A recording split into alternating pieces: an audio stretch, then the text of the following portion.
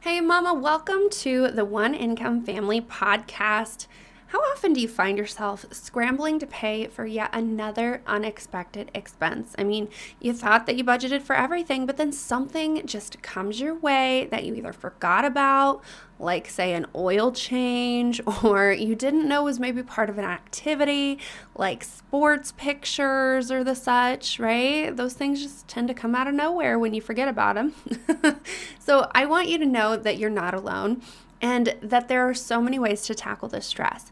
But today we are specifically going to jump into 4 easy steps to pre-plan for these unexpected expenses that are caused from simply forgetting about the expense or maybe not knowing that this expense is part of an activity that you or your family enjoy.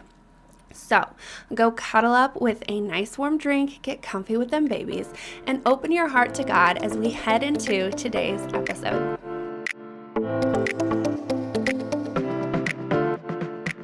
Do you find it hard to save or get out of debt? Are you constantly searching for ways to save money and live on a budget? Do you have big dreams only to be stopped by not sticking to your budget? Are you ready for financial freedom? Then you, Mama, are in the right place. Welcome to the One Income Family podcast, where you will learn what it looks like to budget on one income, how to partner with God in your finances, how to budget in a way that's easy to stick to, and how to cut costs and save money, all so that you can start building wealth. It is my mission to equip you with these tools so that you can live in abundance regardless of the amount in your account. Hey, I'm Molly, a budget coach for stay-at-home moms, and I know what it's like to struggle on one income. I've lived paycheck to paycheck, relied on being frugal, and failed many budgets until I learned how to budget without tracking. This has allowed my family to pay off debt and build wealth all on one income. So, if you are ready for financial freedom, then go grab that stroller, plug in those headphones, and let's get to it.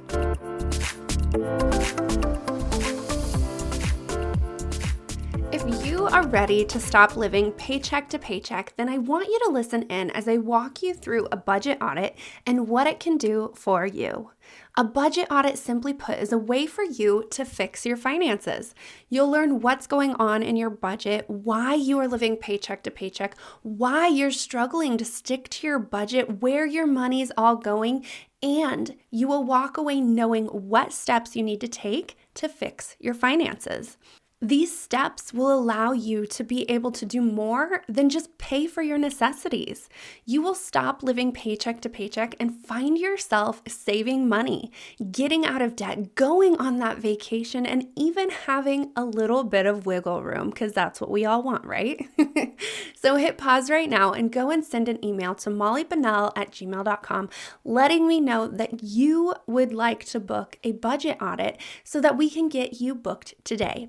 Again, that's mollybennell@gmail.com. That's MOLLY, as in boy, ENELL @gmail.com. Alrighty, so a few episodes ago, which I guess the past few episodes have kind of been about this, but I shared with you that I am just kind of in a budgeting rut. I just don't have the desire to sit down and budget right now. And what I came to realize was simply that I didn't know what my why was. I didn't know why I wanted to budget, which was one of the past episodes, right?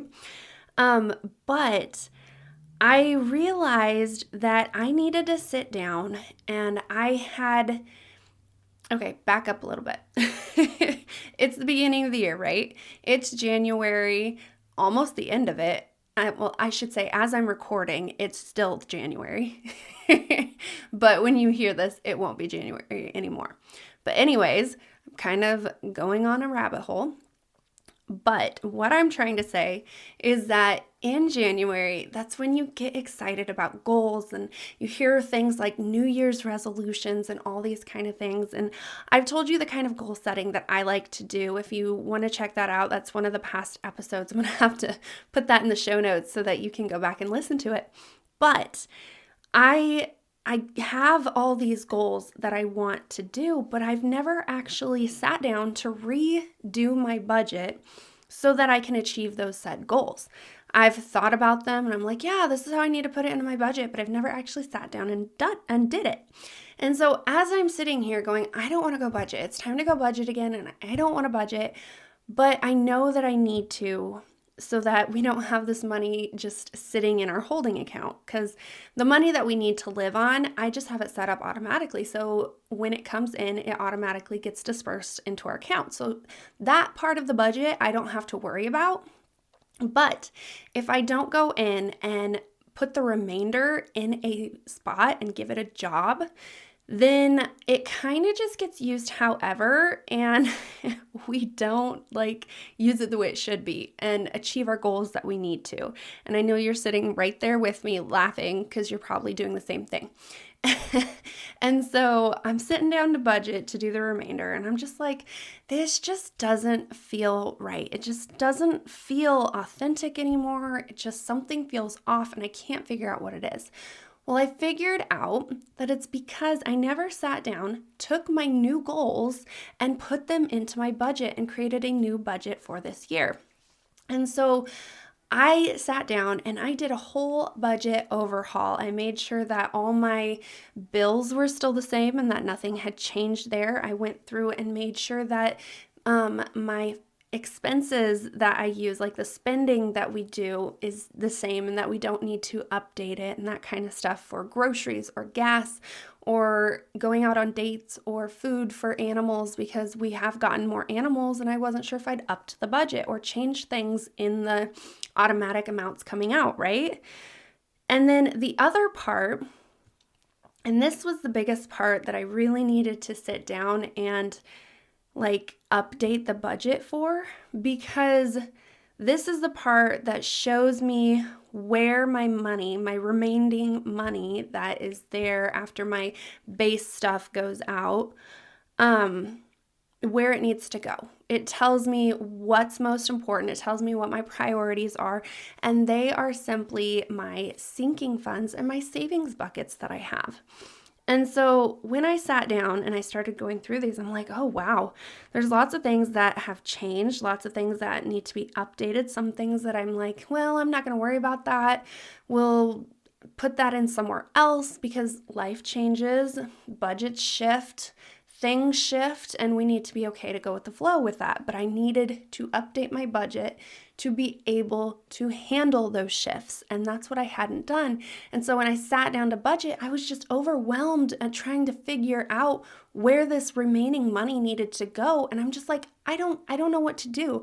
I don't know where to put it. I know that I should just put it into the savings account and move on from there and maybe figure it out later. But my mind couldn't do that. It needed to have a job, it needed to have a spot, or it was just going to sit there in our holding account. And so what I did is, again, I took my goals that I had, that I'd created, right, and went through and revamped for the year that we always do, creating, some people call them New Year's resolutions. I don't, because I feel like those are frivolous and not actually to the point. I create goals that are actually going to be achieved and are going to grow me as a person, grow my family, either in health, in mindset, in all those kind of things. But I focus them on growth as a person. And so I needed to update the budget for those goals that I created. And what I had before in our savings buckets that were not helping us anymore. I had things like clothes in there and family activities, which were nice to have, but I always seemed to find myself just pulling that money out of the remaining amount that I had at the end of the month to cover those costs. So why would I save up for that when that money would just sit there, right? So I'm like, okay, well, I'm not going to put that money towards that anymore if that's going to happen. And so I started going through, I deleted everything out, I put my new goals in, and I figured out how much I could put into my, what I call my base budget, which is the lowest amount that my husband will bring in at one point. It's usually a whole week's worth of 80 hours. If maybe there's a time where you only have 4 days, you could cut it down. Did I just say 80 hours? I meant 40 hours. I'm doing bi-week or bi-weekly. My goodness, I did a call the other day and I kept getting bi-weekly and bi-monthly flip-flopped in my brain for paychecks. So just know that there is a difference there. But 80 hours is bi-weekly. So with what I was trying to say is our base budget that I base this off of is him getting 40 hours a week, bare minimum pay, because he always gets over that. Now, if you are in a situation where you get usually a consistent 40 hours a week, then maybe you want to cut it back a day to 4 days, which would be what? Now I got to do math. Whatever 8 minus 40 is. My brain's just not working. Oh, that's 32. Okay, 32 hours. Then you would maybe base it off of that, so that if you have a sick day or an off day and you don't have any PTO, then you know that you'll still be able to cover your bases, right? So then whatever is left over at the end is what you get to like disperse towards your savings goals and all those kind of things, because you know that your bases will always be covered. And so I figured out how much I had left for my base amount, and then I figured out what the rest would be coming out of would be the remaining amount, right? Okay, I feel like I'm confusing you. So now that you know my story and how I got to this point, this is what I want to walk you through, is pretty much this overhaul and how I did it in my sinking fund section, not the rest of it, because I feel like that is pretty to the point, going through and figuring that out. But if that's something that you would like to learn and you would want me to do an episode on, please shoot me an email and let me know that that's something that you would like to learn more about. But in this episode, I'm specifically going to be walking you through recreating the sinking fund accounts that I have created for myself for the year, myself and my family. And so the first thing that I want to talk about is like what needs to be done, right?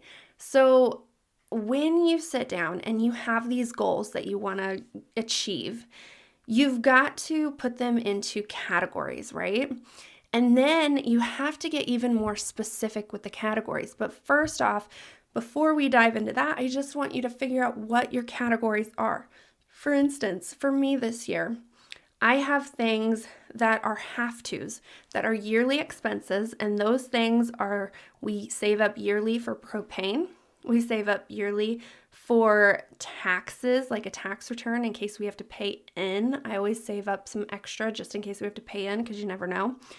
I save for meat, so we get pork, beef, and then my husband also gets deer, which I added it in, but as I went through the budget, I realized that just needed to go into its own section, which was hunting and fishing, so that at least the meat that we have to buy every single year, because we're in contracts, will get saved up for, right?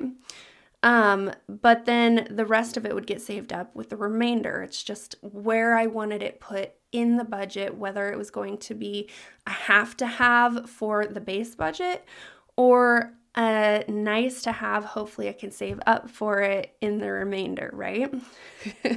Okay. So then the other categories that I have are things like gardening and homeschooling, maintenance and repairs for both house and car. There are things like vacations, fun activities. Those are some things that you can add in yourself. Sports, if that's something your sports do. You could add in a category for your kids if you're constantly having to buy them clothes, or if there's like sports that they do and you want to save up for it throughout the year, that'll take the pressure off of it instead of just doing it right there in the moment, right? But those are some things like based off of what I want to do with my base budget and what I want to do with the remainder of what's left over after everything that is a necessity has to get like moved over, right? This is the amount that after I've transferred everything out of my holding account and my base needs are taken care of, this is what I do with it, right? Okay, so then look at each thing that needs a financial input that I do during the year. That's how you figure out these categories, is simply just looking at what you're doing and looking at the needs behind them. What needs a financial input? What do you have to pay for throughout your year that can be a large amount, like the meat that we get. Pork is usually all at once, like $500. Yeah, we could probably maybe get that in like 3 months, but I don't want to chance it. And then the beef, which is just like a month or two ahead of when we get the pork. So that's a lot right in one area. I don't actually know the full price that I pay for the beef because I do monthly payments. But after the monthly payments, usually what's left over, because we also have to pay for processing of the beef, is usually around $300-ish. Or is it $400? It's $300 or $400, somewhere in there. And so that's a lot of money to try to save up right in that small amount of time. And if I'm stressing over where that money's coming from, it's just going to make it difficult to be able to do anything throughout the year.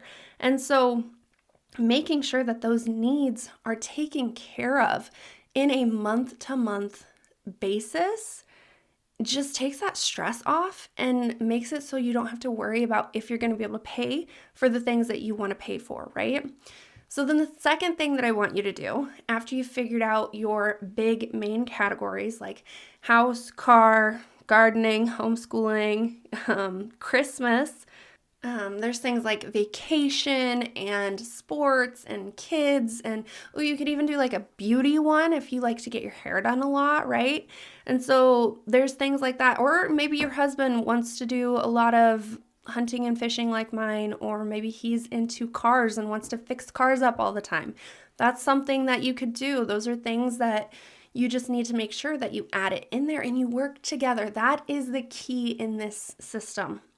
If you want your husband to be on the same page as you, you have to do things for him as well. It cannot just be about your kids. It cannot just be about your house and your needs that you feel like you have to have. It's got to also be about some fun things, some hobbies, some things that you enjoy that really bring you, life, bring joy to your life is what I was trying to spit out there.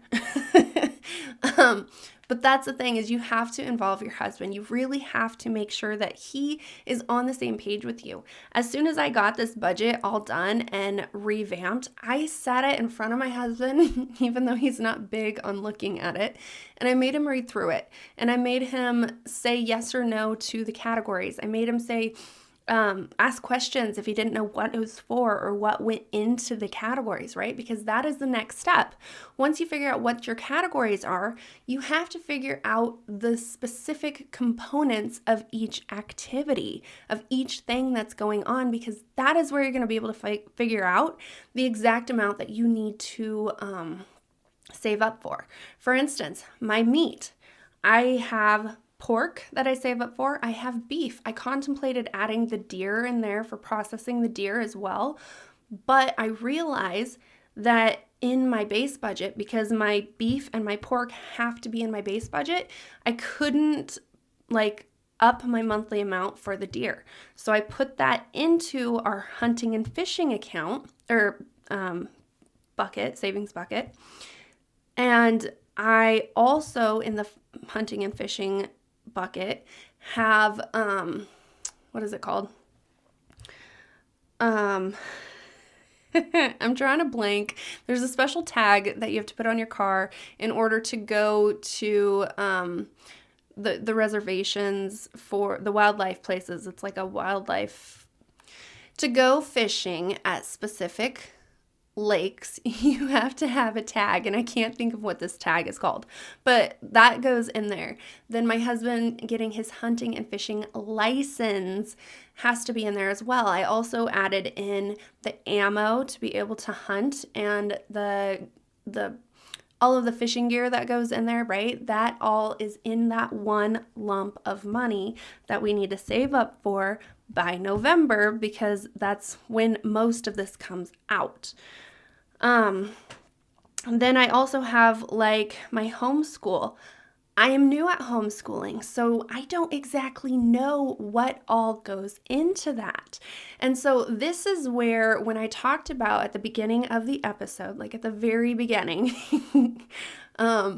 where we either have forgotten expenses.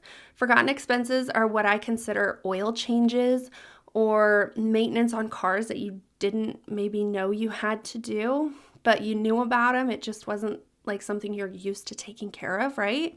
Or maintenance on your house, like air filters. Those are things that maybe you should be changing out monthly or maybe every 3 months, depending on what the filter says. But you forget about it because it's not a constant thing. It's not something that's always like in your face saying you need this right now. And so you forget to save up for it.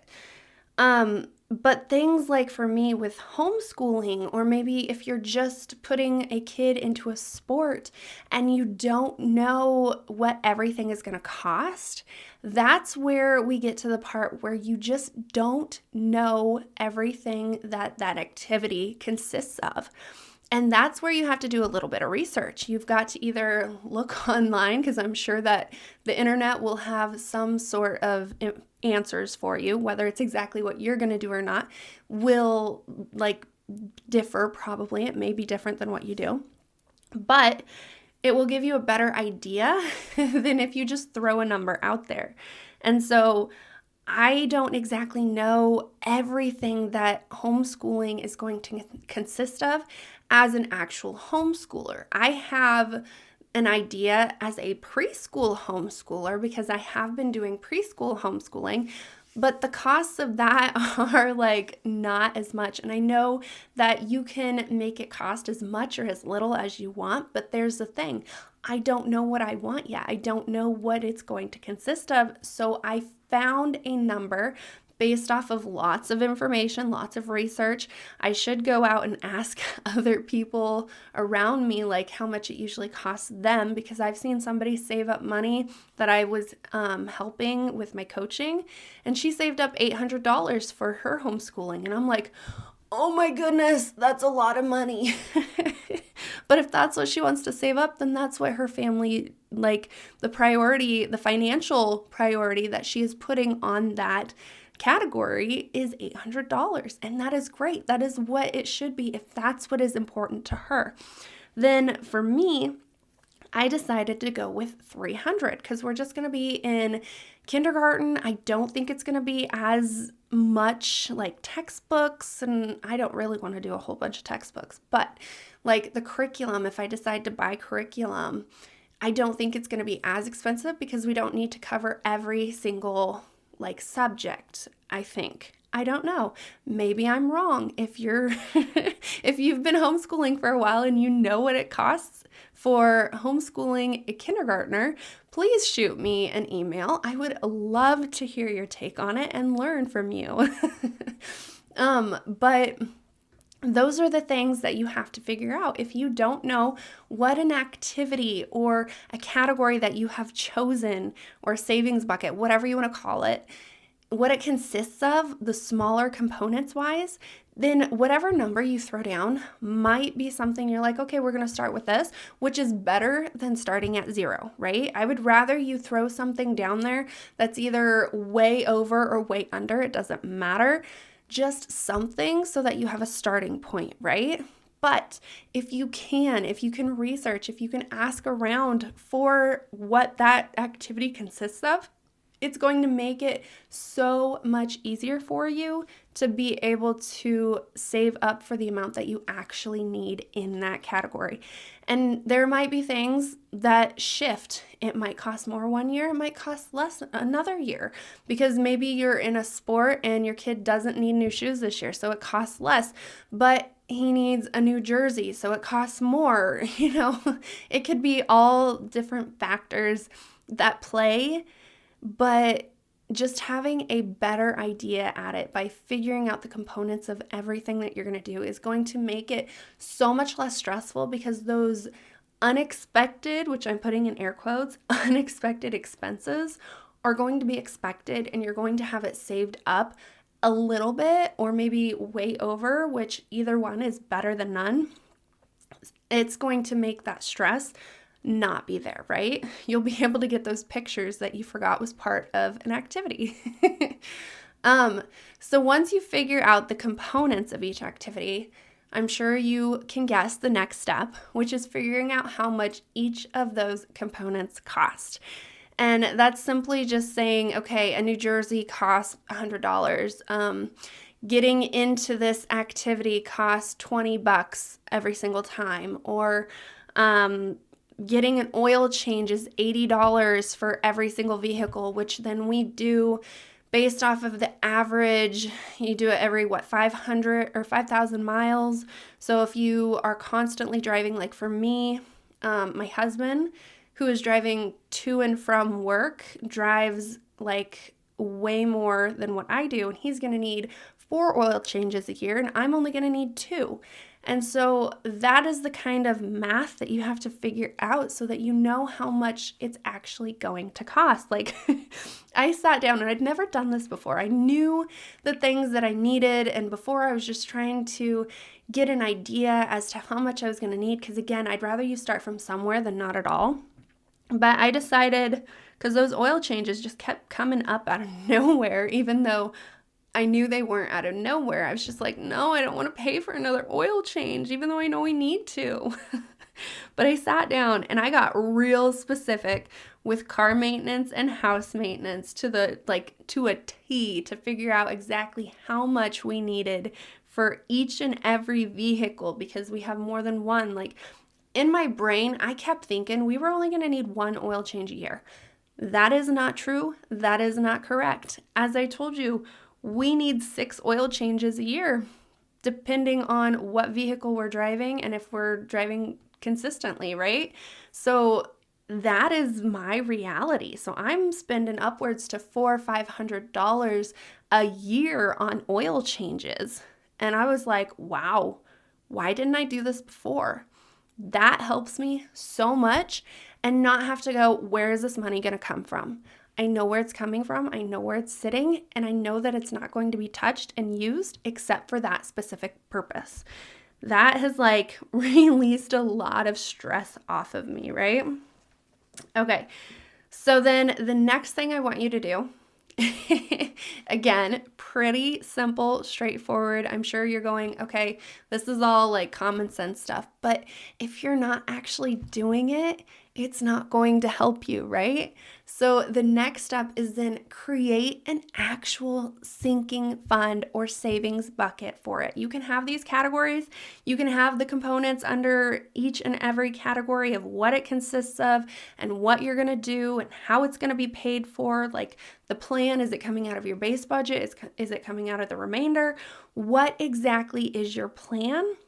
But if you don't actually put it into your budget, like I didn't do, then you're still going to be sitting in the same spot that you are. Don't waste the time and energy that you put into planning. Put that plan into action. Open a separate savings account. One for your bills expenses. So those are the things that are yearly expenses, like tax returns, propane, meat for me, car registration, accountant fees. Those are all things that are necessities for my house to continue to run and not go under, right? Because I have contracts in those areas. I have needs. I have heat that needs to be paid for. I have food that needs to be paid for. I have to make sure I can drive my car, right? Those are necessities. But then I also want you to open up another account specifically for your savings buckets. And why I'm telling you to open 2 accounts is simply because you can only take out of a savings account roughly 6 times, no, not 6 times, 4 times a month, I think.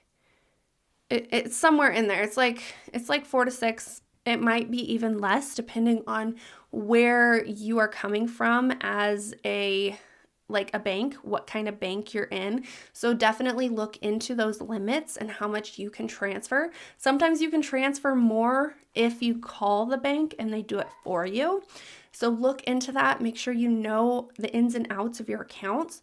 But I tell you to open 2 separate accounts so that one, your bills needs do not get touched. Sometimes when you have your sinking fund accounts, you can find yourself dipping into other categories unintentionally or maybe intentionally. And you don't want to do that for your bills, the things that make your house run, right? And so I want you to make sure that you open up 2 different accounts, one for your bills and one for your actual sinking funds for like the lesser, like they're still important, but they're the ones that fluctuate. They're the ones that the priorities change, and they might end up not being in your sinking fund savings accounts at all in the future, right? So you never know what's going to happen. So make sure that you have those 2 separate accounts, and then make sure that your savings account is then attached to a checking account so that you don't have to worry about pulling out of that savings account more than what the limit is. And that just makes life so much easier. So attach your bills savings to your bills checking account, and then you'll be fine because you don't have to worry about the fact that maybe you're going to spend the money. And then open another sinking funds checking account simply to hold that money in so that you can use it without having to constantly transfer back and forth. Because that is where I found struggles before, when I was trying to say, oh, I'm only going to pull out of the savings when I need like something for gardening. But then I found that I was constantly going to the store buying gardening things from like the month of February through, I don't know, March or April. And I couldn't, constantly be pulling money out of there. It just wouldn't work. So when I attached that checking account to the savings account and just had it hold some of the money, and then I tracked the money on a spreadsheet, it made it so much easier. Okay, so I'm kind of really over time, or I will be if I don't cut back on my talking, because apparently I just want to talk today. So I'm going to wrap up here. I'm going to go back through my 4 steps, and that's simply just looking at each thing that needs financial input that you do during the year. You'll find these things in your habits, in your goals that you set up, in your hobbies. You can find them wherever, and it's a lot easier to go and just look through the goals that you've set up, the things that you want to do. But don't forget those hobbies that you do, because your goals generally are looking at growth into who you are and not into the things that you enjoy doing. You kind of forget about those things. So don't forget your hobbies. Figure out what your yearly bill expenses are and just get it all out. Like, do a brain dump on a piece of paper and then organize it. Find a piece of paper, write down all the categories that you think you need, write how much you need, which you figure out by, like, once you figure out the components of each of those categories, then you figure out how much those components are. That's how you'll figure out your amount. And then make a plan as to how that is going to be saved up. Can you put it in your base budget, or does it have to come out of the remainder? And then what account is it going to be in? Is it going to be in your bills account? Is it going to be in your sinking fund account? Which account does it need to go in, and how does it need to be taken care of, right? Those are the things that I want you to do. I want you to sit down and just brain dump all the things that you do on a yearly basis. But then I need to add this. Make sure that you put a 1 through whatever, so that you know which category is prioritized over the rest. Because if you have a remaining amount and it's never consistent, it's always inconsistent, you want to know which of those savings buckets need to be taken care of before the other ones. So if you have a running list of say 12 savings buckets that you'd like to save up for, make sure that you number them 1 through 12 so that you know when the money runs out, this is the last account that it doesn't get touched. And then once the other ones are saved up quickly, then you can get rid of those that you're putting money into them. You can get rid of those categories and just focus on the rest, because that's just, it's a lot easier of a process than trying to figure out and sit there and go, okay, where do I put this? I don't know how to do this. Which one's more important? Take the thought process out of your budgeting by just setting it up, figuring out what your priorities are now, so that when you're sitting down in the moment, you're not going, okay, I don't know what to do. Because in reality, you do know what to do. You just are overwhelmed and don't want to make decisions, right? I have been there. I am currently digging myself out of that hole. So you are not alone.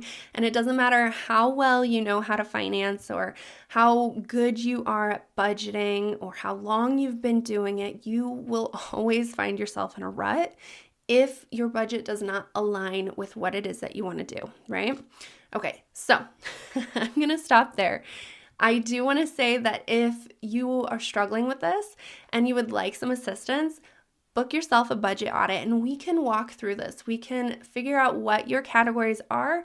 We can dive into what the components of your categories are, figure out how much it costs, and you can take it and run with it. You can put it into your budget and get your savings bucket set up and go easily, right? Instead of having to struggle through it.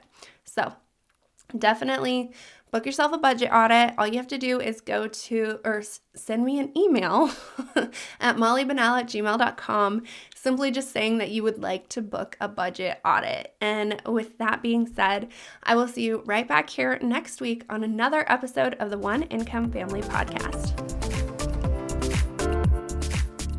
Before you go, I hope this episode has ignited a fire inside of you, and I pray that it creates long-lasting impact.